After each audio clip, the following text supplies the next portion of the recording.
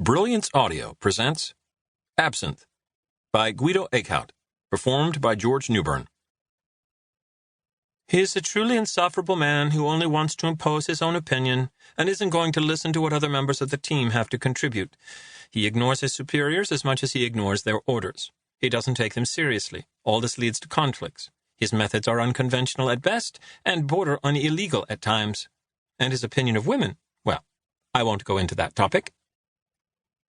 This was what Superintendent Tunis had said only a few weeks earlier about Chief Inspector Walter Eekhaut, or words to that effect. Excepting Tunis herself and the man sitting on the other side of her desk at the time, there had been no witnesses who could, at any later point, repeat exactly what had been stated. "I assume," the man had said, "that you'd rather get rid of Chief Inspector Eekhaut." "And I assume," Tunis had replied, "that I was clear enough on the subject." The man smirked. He had a name, but it wasn't relevant because he worked for the Ministry of Foreign Affairs and was high enough up the official ladder to exert influence on the superintendent of the Brussels Federal Police. "It seems, in a certain way, that he's best suited for the mission we have in mind." "You've been very vague concerning that mission," Tunis said. "I have, because this is a delicate assignment. So delicate, and at the same time so, how should I put it, so absolutely meaningless, that we want to entrust it to someone outside of our own circle." "Yes, I understand." "You do. All this concerns the growing influence of Russian financiers in our banking sector. By our, of course, I don't mean those puny banks this kingdom still has left, my dear. What I'm referring to are the really large players in the Benelux market, specifically Fabna Bank." "Oh," Tunis said, sliding her ballpoint across the surface of her desk, tracing the chaotic pathways of international banking politics. "Precisely. Our Dutch colleagues of the AIVD, the General Intelligence and Security Service, are the ones who set this whole affair in motion. Interventions of this sort are nothing new, as you probably know. Arab and Japanese companies already own large portions of Western European and American corporations.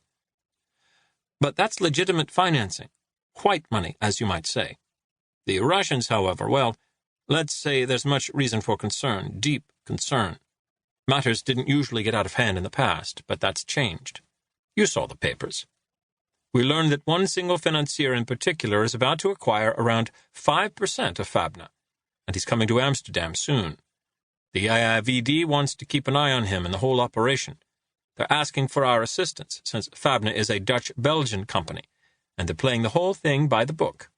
I'm sure you understand why. So, they need a specialist. But then we're not talking about Eekhaut. He's not a financial specialist in any respect. True, and he has a number of deplorable professional habits, but nevertheless, he has a solid reputation as an investigator. At the same time, and I'm counting on your discretion here because I shouldn't be telling you this, we're not really that much interested in this affair. Finance has a heart attack whenever the Russians start flaunting their money, but the minister has other worries. So he doesn't really want to play ball with the Dutch." "Which minister? Who has authority here?" "There's the hitch. All the ministers who control part of the dossier are passing responsibility from one to the other. They don't want to be bothered with it. That's why mine has finally decided on a symbolic solution." "In the shape of a recalcitrant senior detective?" "Who isn't even an expert, but who can't do much harm either, and of whom we don't mind ridding ourselves." "I see," Tunis said. "Well, that suits me just fine, as you probably expected." "I'm glad we're on the same page," the man said. And so Chief Inspector Eekhaut found himself on a train from Brussels to Amsterdam, with an economy-class ticket, on a Monday morning in September. He had been looking at the passing landscape, although he had a book on the little table by the window. He hadn't read a page yet.